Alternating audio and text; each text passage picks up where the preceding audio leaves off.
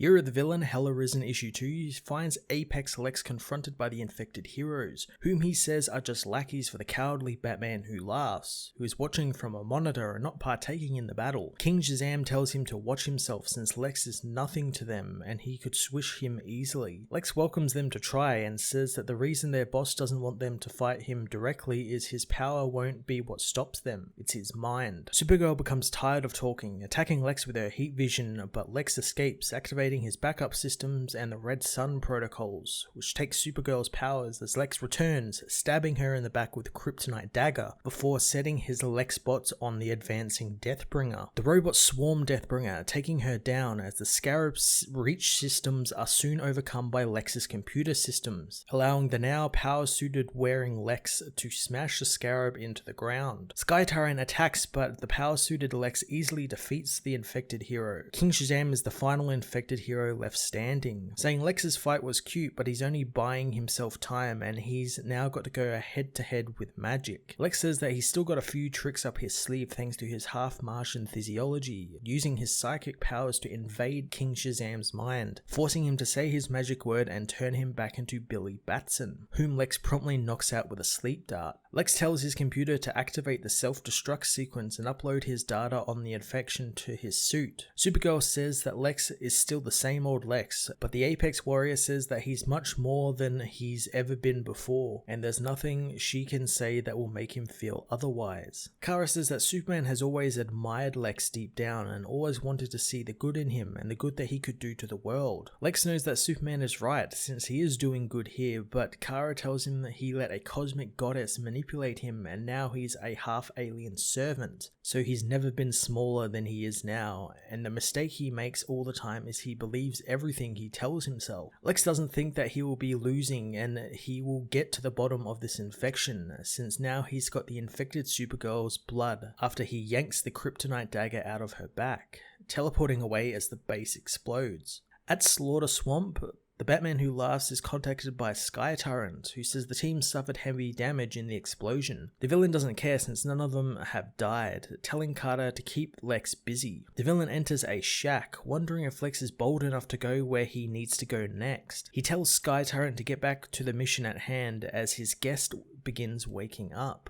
The guest says that they have spent eons facing demons like him, but the Batman who laughs says that he's worse than any demons since he's not limited in his power. He tells his guest on his world the Spectre was set upon him, and it took him a long time in searching the dark magical tomes to cage and kill the Spectre, but he still beat it. And the guest is no Spectre, so this same cage will hold him. His guest is revealed to be the Phantom Stranger, who the Batman who laughs wants to talk again about the end of the universe. In Metropolis, Mercy Graves talks with her mother about the recent job interviews she's had and how thanks to working for Lex, the interviews don't go so well. Entering her apartment, her phone dies as she finds that Apex Lex is in her apartment. Mercy wonders what Lex has done to himself since he was meant to be dead, and wondering if Superman had any hand in this, but Lex says that he has evolved and he's preparing for them all to ascend. Mercy demands to know why he's in her apartment, and Lex reveals that he created a few black boxes around the world, safe houses he could use to regroup, and this is one of them. Mercy says that she doesn't work for him anymore and doesn't even recognize who he is now. Lex tells her to stop being dramatic and that he has just paid her an 8-figure sum to keep her on retainer, telling her to stop looking for a job since meeting with crime bosses is demeaning. Lex tells her that he's leaving his power suit here for the duration of his time back on Earth and he has an errand for her to run. He tells her that he needs a clean sample of the infected's blood and the only place he can get that is the Hall of Justice. At the Hall of Justice, a man transforms into Animal Man, using his DNA to access the restricted area. Inside the restricted area, Animal Man turns back into Lex Luthor, who quickly hides from Miss Martian and the other heroes, narrowly escaping McGann's psychic detection. Knocking out some of the heroes in the control center, Lex meets with Gordon, taking the man's blood and refusing to listen to him since he knows Gordon is trying to make him think that he's playing right into the Batman who laughs game. Gordon decides to spoil Lex's mission, and his suit warns him of 666 infected people nearing him. Lex finds that impossible, but Gordon says that every day he has been here, a new hero has come to feed him and test him. So every day he's been infecting them, leaving a whole army of the infected Justice League members to deal with Lex. In Gotham City, meanwhile, Mercy Graves goes to visit the Joker in his carnival, telling him that Lex Luthor needs his help. Joker just laughs at the idea, saying that that is a funny joke. Year of the Villain, Hell Arisen issue 2 continues James Tynion's cap off to the Year of the Villain story at a nice pace, continuing to showcase that despite Lex Luthor gaining all of the powers of a god, his brain is still his most powerful tool. It was fantastic seeing him fight the infected, utilizing his old traps, his power armors, and even rehiring Mercy Graves. And I like that he's doing kind of similar to what Batman and Superman are doing at the moment, which is trying to cure the infected heroes. But whereas the heroes are trying to cure them because they're their friends and it's the right thing to do, Lex is just doing it just because at the moment it hinders Perpetua's plans for Earth, not for some good intentions. So I'm